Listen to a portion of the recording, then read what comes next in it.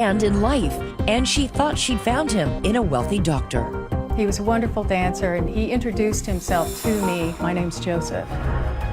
But somebody else wanted to cut in, this plastic surgeon. Hello, I'm Dr. Mike Dixon. 911, what's the emergency? 3 people trapped in what would become a dance of death. There's a bullet. I need somebody to hurry. There are police cars everywhere. There's crime scene tape all around. It was just absolute chaos. It was an in and out job, a hit to kill this person specifically. Tonight, only on 2020, the woman caught in the middle between 2 doctors. The kind of plot you'd expect from a soap opera. This is the oldest story in the book. This is vengeance. This is revenge. This is pride. A dangerous game of cat and mouse. Accused of hiring a hitman. There was some kind of a triangle thing going on. But who's the cat? No part of this is right. Who's the mouse? This is a huge whodunit. A case with no shortage of suspects, a list of ex-girlfriends, a peeping Tom in the backyard, and a con man with his own obsession. I'm kind of sassy smart. He had a big man crush on Mike. And tonight, with something he never said on the stand, he's talking only to 2020. Do you consider yourself a cold-blooded killer? Characters so villainous, even their own children turn on them. You've made yourself a monster, Dad. There are real sociopaths. Sometimes they sleep in your bed with you. Okay, game on. A last dance in Texas.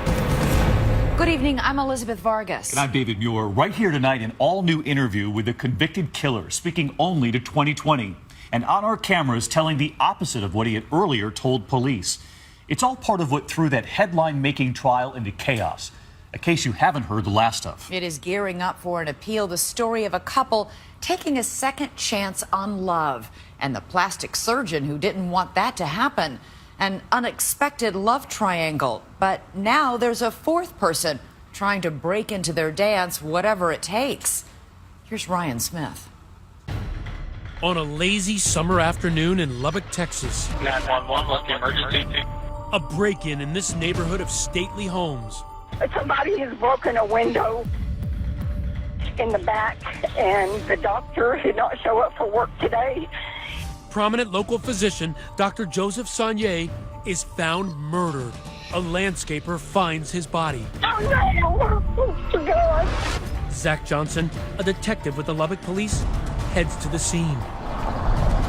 This neighborhood had to be freaked out by this killer. They were very scared because this doesn't happen, especially to somebody that's so esteemed. Upon entering Sonnier's house, it's immediately clear to Detective Johnson that this isn't a robbery gone bad. There was artwork in the home. There were very expensive pieces of furniture. Nothing was taken. It was an in and out job. In the dining area, Johnson can see where the fatal blows were delivered. And that crime scene was very succinct. It wasn't spread out. You had the overturned chair, you had the glass on the floor, and you had the casings. So you knew that he was shot right here. Another clue stands out. A Gatorade bottle lies on the floor near the shell casings from the bullets. Police determine it's a crudely fashioned silencer. We were dealing with something that was a hit, of sorts, that somebody had come to this house and to kill this person specifically. But who? To me, it was just mind-boggling. Why is this man dead? He's a well-respected citizen in this community. Why is he dead? Sonnier's children are devastated and perplexed. 2 years earlier, their mother had been murdered, and now their father too. For Sonnier's oldest son, Dallas, it's a hauntingly familiar scenario. I knew how to plan a funeral. I knew how to scrub blood off the floor. I knew everything we had to do because I'd already done it once before. This just doesn't happen. The statistical likelihood that both parents would be murdered, separate occasions, is unfathomable. This all took place in Lubbock, Texas, nestled in the heart of ranching country, a broad and windswept terrain of cotton fields, cattle, and money. You can't see better sunsets and sunrises and thunderstorms and everything else coming in, but it's the people that drive it. There's no better people probably anywhere in the world. One of those people is the victim, Joseph Sonnier, a well-known doctor, successful businessman, and multi-millionaire. And as far as women in Lubbock are concerned, unquestionably a catch. He enjoys foreign travel, has a six-figure wine collection, and even makes his own perfume. He was a single man in his late 40s with disposable income and an empty house. Dallas remembers how his father fell apart when his mother walked out on him after 27 years of marriage for another man. She was the only person that he had ever been with and ever dated and ever fallen in love with. When they got divorced, it was a shock to him. Everything he'd worked for in his life evaporated in 1 second. His ex-wife Becky quickly remarried, and to the Sonnier family's horror, she was murdered by her new husband, who then killed himself. James Sonnier remembers how his father helped him and his brothers come to terms with their mother's murder. He came in after she was murdered, and he became like our guide about how to handle this tragedy. And the elder Sonnier was still in the process of rebuilding his own life. 48 years old and on the dating scene, Dr. Sonnier takes a chance. He went, I think on a lark, to a dance class, ballroom and salsa and swing.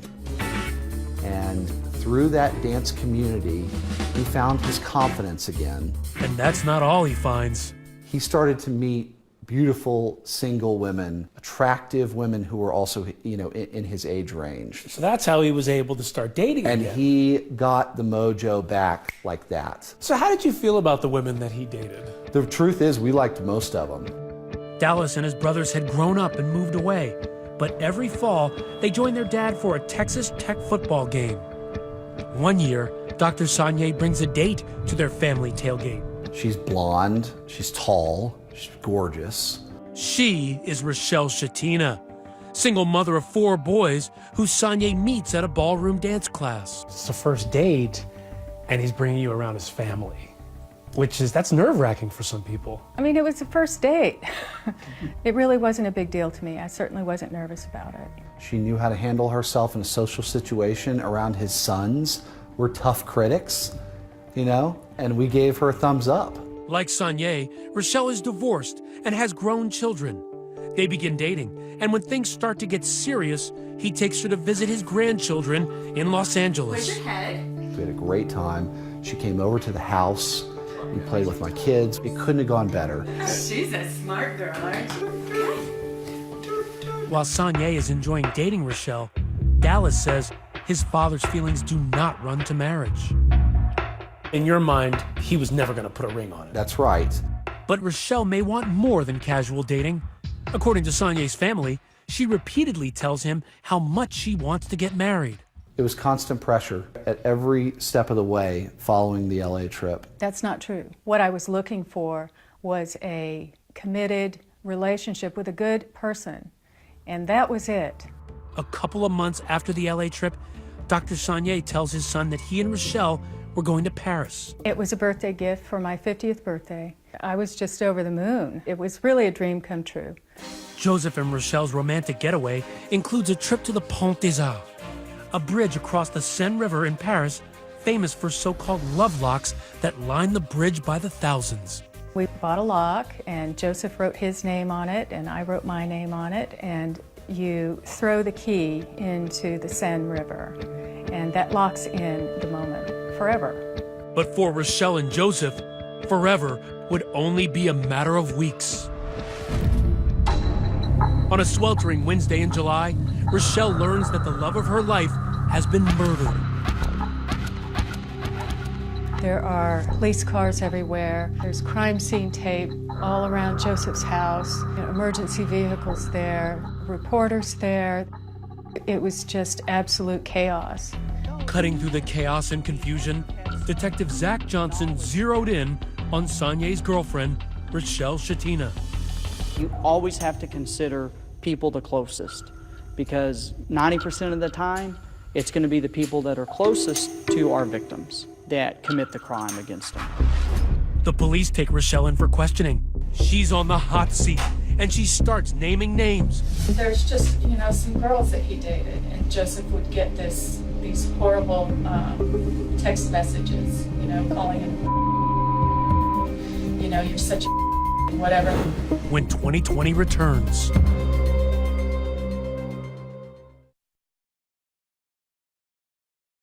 "2020 continues with a last dance in Texas." Joseph Sonnier, a respected doctor, is found murdered in his home in an upscale Lubbock neighborhood. And the first person homicide detective Zach Johnson wants to interview is Rochelle Shatina, Sonnier's current girlfriend. He brings her in for questioning. How would you describe your relationship with Dr. Sonnier? He's the love of my life. Meeting with Rochelle that very first time, I don't know a lot about her. There were a couple of things that were mentioned by her that struck me as odd. Rochelle tells Detective Johnson that in the months leading up to the murder, she feels like someone was watching her, following her to the gym. I'd gone in to work out, and I pulled into the parking lot, and there was this big, creepy-looking guy sitting there, and at the door, like he was looking for someone or watching someone. She also thinks someone was hiding in Sonnier's backyard, spying on the couple one evening after dance class. It was dark outside, and Joseph and I both saw a flash from the outside. We laughed and we kind of joked about, maybe somebody was following us. Detective Johnson asks Rochelle if she knows anyone who might have stalked the doctor or held a grudge against him. Joseph would get these horrible text messages, calling him and, you're such a and whatever. And Rochelle has no shortage of theories about suspects. She rattles off a list of Sonnier's ex-girlfriends. She also remembers a letter she received from a mysterious woman named Tina. And that she met Joseph on the internet, and that they had sex for money, basically. And he said, this is obviously someone trying to drive a wedge in between us. Police are intrigued by the idea of a love rival, but instead of focusing on Sonnier's dating history, he asks Rochelle about her past lovers. One name is on the tip of her tongue. It's Dr. Thomas Michael Dixon. He's a plastic surgeon in Amarillo. Dr. Mike Dixon. Hello, I'm Dr. Mike Dixon. If you're considering plastic surgery... Well known, he's divorced, wealthy, and used to date Rochelle.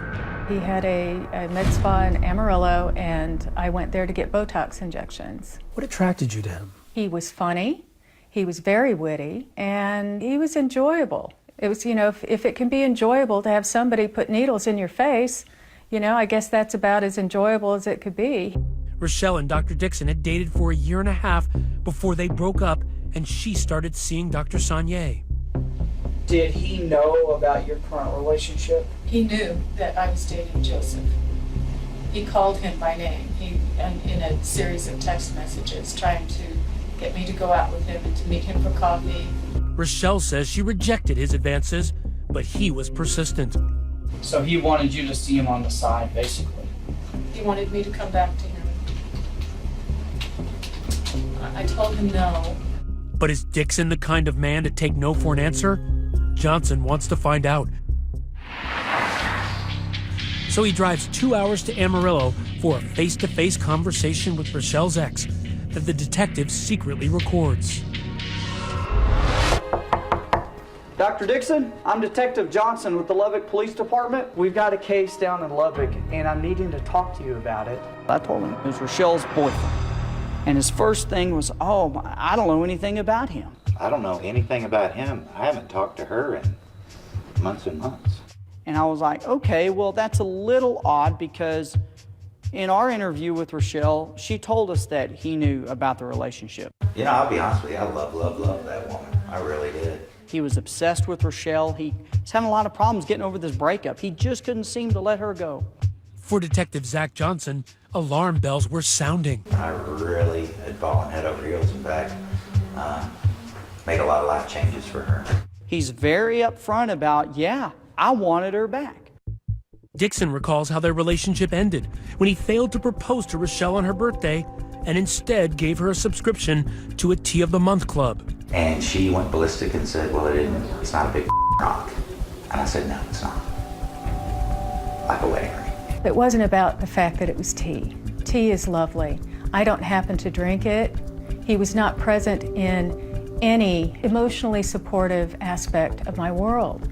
But despite Rochelle's unhappiness with him, Dixon says they kept in contact after their breakup. She was like, hey, you want to put this back together? And I was like, yeah, I did. And so let's plan a trip, blah, blah, blah. The next day, she's like, hey, sorry, I'm in love with my dance partner. He still loves her. He's got a lot of feelings for her. But boom, she drops the hammer on him and says, oh, by the way, I'm in love with my dance partner. Some would say, well, you're throwing it in his face a little bit. Well, no, I wasn't throwing it in his face. There was, an ugliness from him to me. Dixon seems like a likely suspect, but he has an alibi the night of Sonia's murder, as do Rochelle Shatina and those ex-girlfriends. Detective Johnson is stumped. There's something not right here. This is a huge whodunit. Until Johnson gets the call all detectives pray for. It's from a tipster who offers a new name that could crack the case. His name's Dave Shepard, S-H-E-P-A-R-D. But who is Dave Shepard? Stay with us.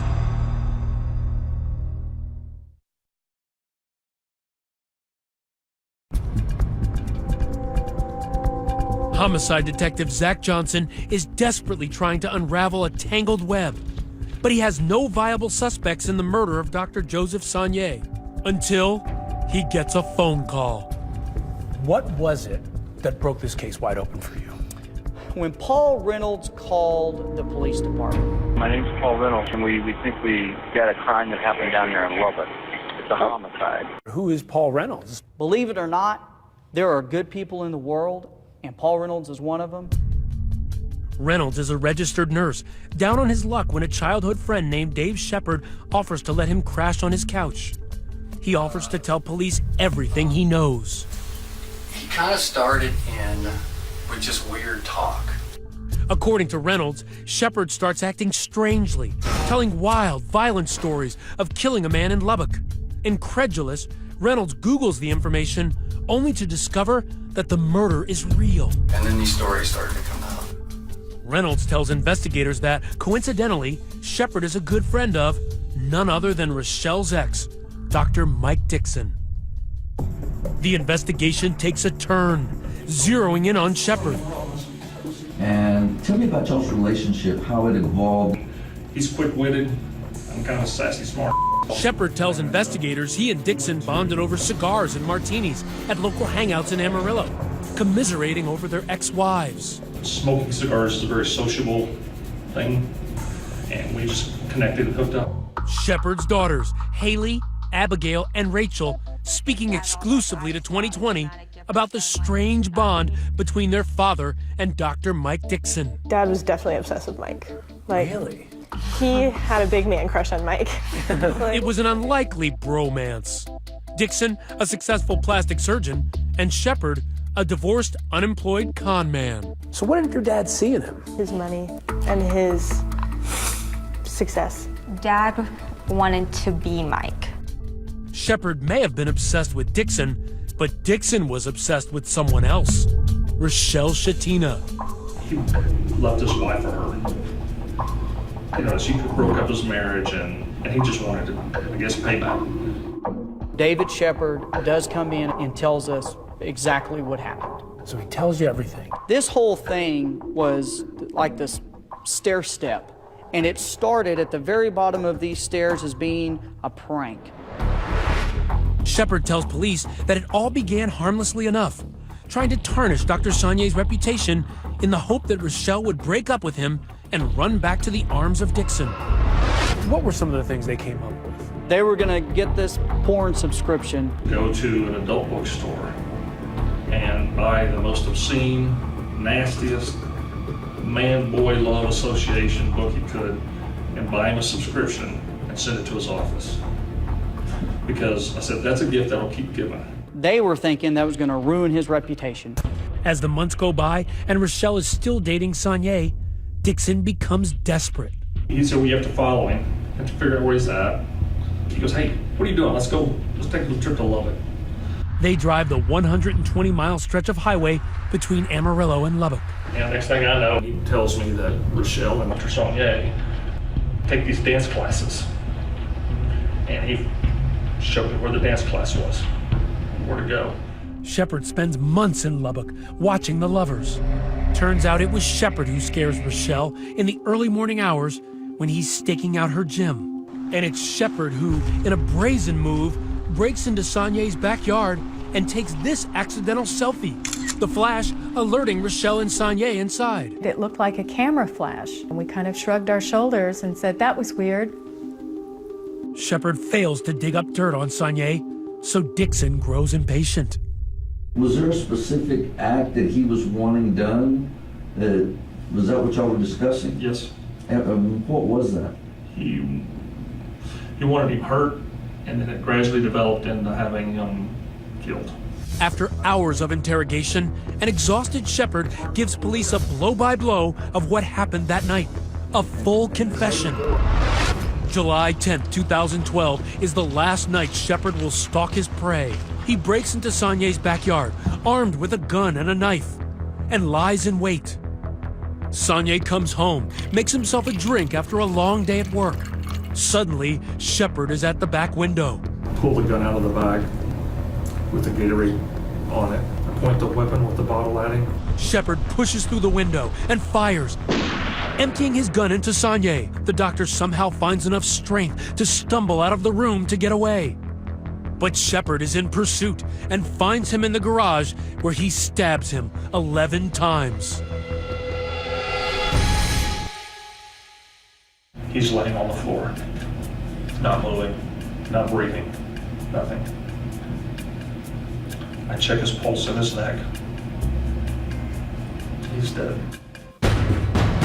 District Attorney Matt Powell offers Shepard a deal. Rat out his good friend, Dr. Mike Dixon, in exchange for a life sentence instead of a death sentence. He's a murderer, he's a liar, he's a thief, he's an embezzler, he's lots of things. As far as his role in this, I think he was a pawn for Mike Dixon. But who will the jury believe? A respected plastic surgeon or a convicted con man when 2020 returns? 2020 continues with a last dance in Texas. Despite the fall chill rolling across the outer western plains, in downtown Lubbock, things were heating up as the biggest murder trial this town has ever witnessed kicked off. This prominent plastic surgeon, Dr. Michael Dixon, accused of hiring a hitman, friend and business partner David Shepard. I cannot believe that they did this. It makes me so angry. A low-life scum and a piece of doctor. Dallas Sonnier was hell-bent on bringing his father's suspected killers to justice. What was your mindset going into that first trial? Let's go get these guys. The man tasked with putting Dr. Mike Dixon away, a hard-charging Texas district attorney named Matt Powell. Mike Dixon's running this show, and he orchestrated this whole thing. Now, many people make the argument that Mike Dixon never laid a hand on Dr. Sonnier. He's just controlling the knife. Dave Shepard's just another instrument for Mike Dixon. And that instrument, Dave Shepard, has agreed to testify, pitted against his best friend Mike Dixon to avoid the death penalty. This is the oldest story in the book. This is vengeance. This is revenge. This is pride. The motive? In courtroom 72 of the Lubbock County Courthouse, the prosecution paints a picture for the jury of Dixon as an obsessed, calculating puppet master. He either wanted her to suffer or he wanted her back. And only he knows what the true answer to that question is. But Dr. Sonnier was in the way. The pillars of Powell's case, police find the gun Shepard used at the bottom of a lake conveniently located behind Dixon's office and discover it's registered to Dixon's brother.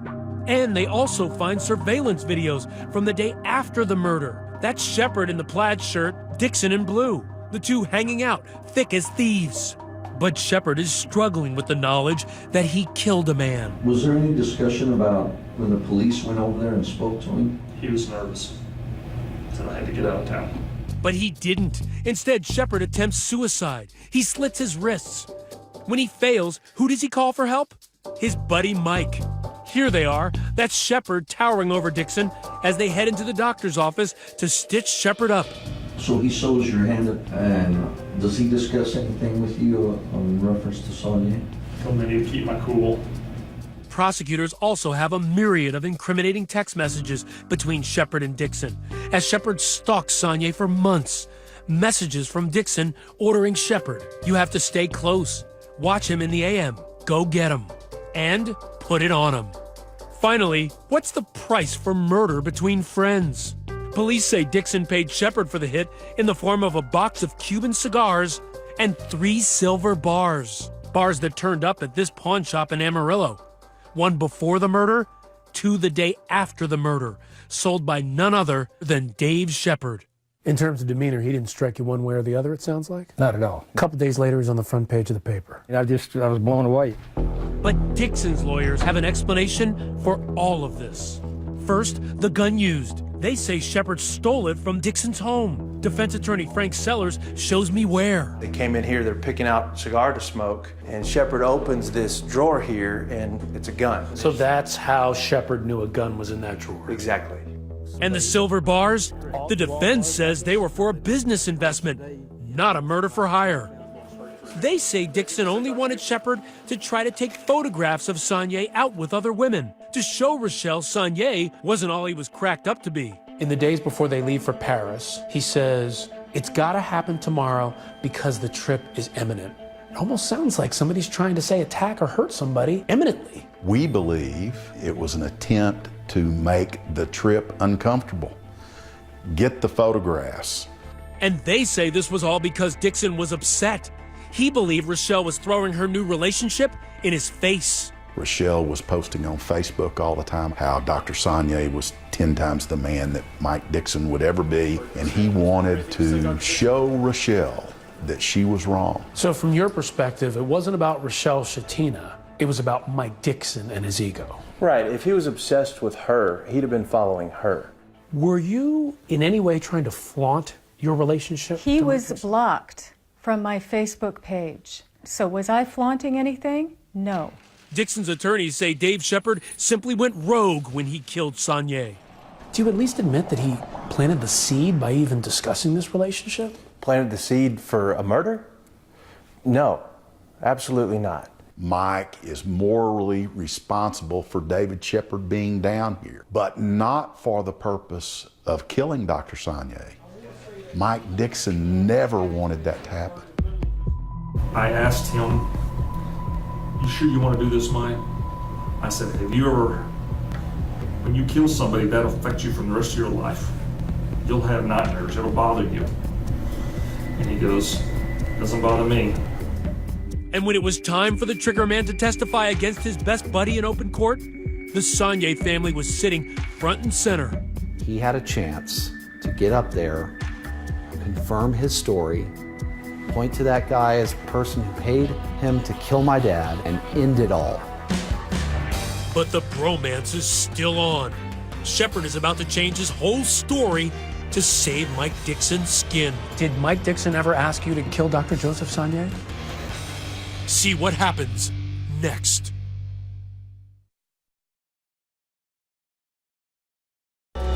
When the confessed murderer David Shepard took the stand at his best friend Mike Dixon's trial, he was facing the victim's family, the jury, but perhaps most poignantly, his 3 daughters, Rachel, Abigail, and Haley.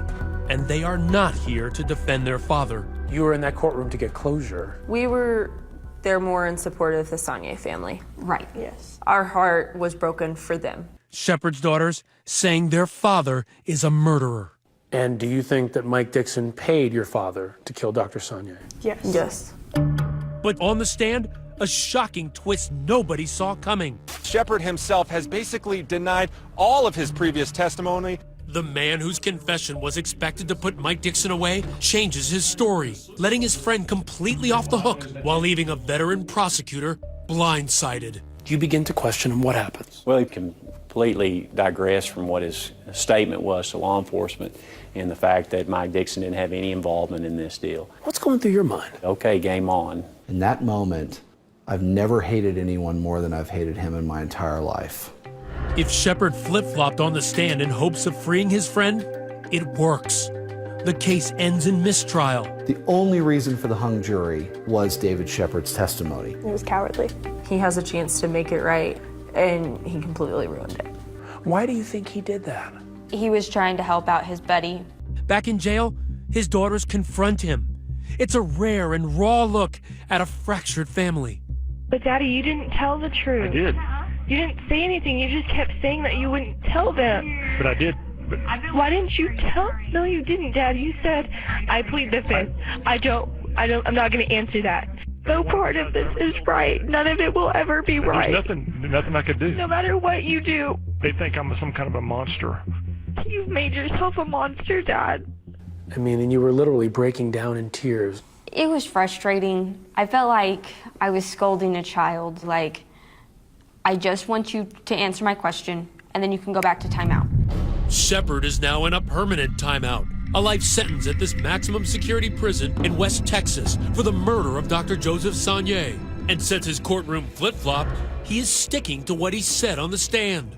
Your daughters told us that they were so upset that this was your chance to get up there and to tell the truth, and that in their mind you lied. Yes. How does that make you feel? Pretty bad. They know me. They should know when I'm telling the truth and when I'm not. And I was telling the truth on the stand. Unlike the story Shepard told police of a cold-blooded hit on Sonnier. Pull the gun out of the bag with the Gatorade on it. I point the weapon with the bottle at him. He says the truth is, neither he nor Dixon ever intended for Sonnier to die. It was all a tragic accident. Did Mike Dixon ever ask you to kill Dr. No, Joseph? Absolutely not.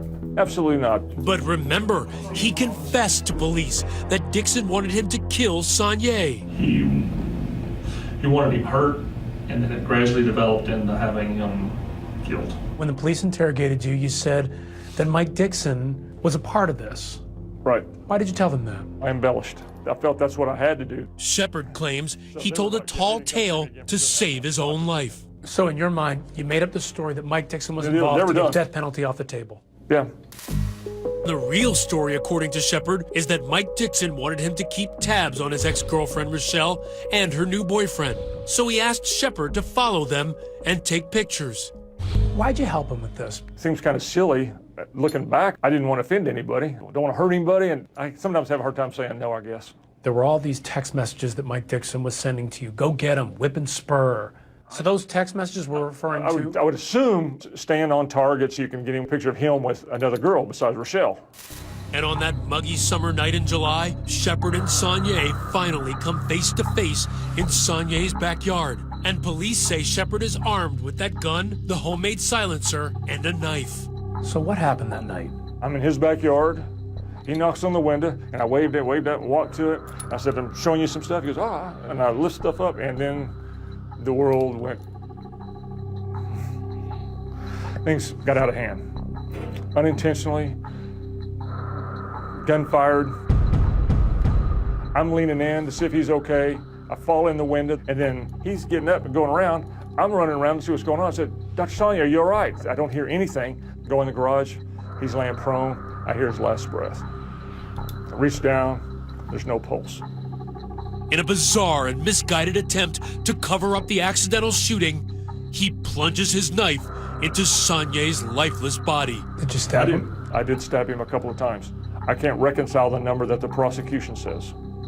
11, I think they've said. I had Dr. Sonnier's phone in my hand, and I considered dialing 911 just to call the authorities, and I didn't. And I put it back in, mutilated his bodily remains, and tried to cover it, make it look like something else. Do you consider yourself a cold-blooded killer? No, absolutely not. An idiot, you know, careless. I mean, but no. After the murder, Shepard says he drove to Dixon's house back in Amarillo to tell him in person what happened. Well, I said, Mike, things didn't go like I hoped. He goes, what are you talking about? And then I broke the news to him. And he's like, so are you telling me? I said, yeah. And he goes, well, we'll just have to see what happens. Less than 24 hours later, the police were at Dr. Mike Dixon's door. Dr. Dixon, I'm Detective Johnson with the Levesque Police Department. But why wouldn't he have shared all that with police, who were then coming by his house? He didn't even mention your name. My speculation is that he didn't know what to do, and he's like, okay, let's not bring Dave in, because then we're like throwing Dave under the bus. Plus, it looks bad for him. And I was trying to get pictures about this guy that was dating his former girlfriend. I didn't mean to kill Dr. Sonnier. I have nothing against Dr. Sonnier or his family or Rochelle Sativa. I have nothing against any of them. I really don't. What would you say to them right now if they were watching? I tell them that I'm very sorry. I took your loved one. Despite Shepard's second story, the prosecution is undeterred. And a year after the mistrial, Mike Dixon faces a retrial. Amarillo Dr. Michael Dixon is back on trial. And this time around, Matt Powell has a new witness. The number one most important thing from this second trial was the unbelievably courageous testimony of Haley Shepard. Next, Dave Shepard's own daughter Haley takes the stand. And what she recalls about a simple steak dinner will stick a fork in this case once and for all. What did you say on the stand?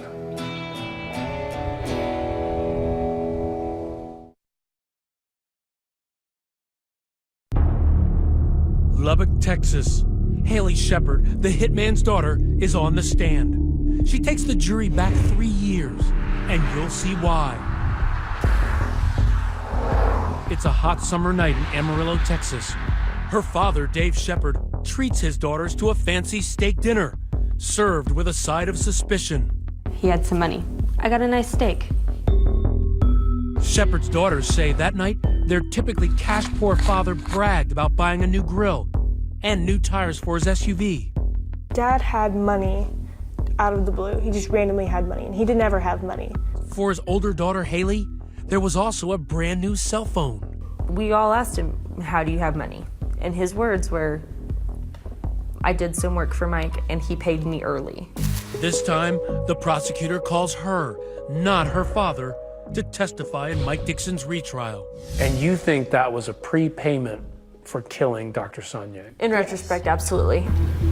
For victim Joseph Sonnier's family, Haley's testimony is a game changer. She got up there and said, at dinner I asked my dad, I said, where'd you get this money? And David Shepard says to her, I did some work for Mike.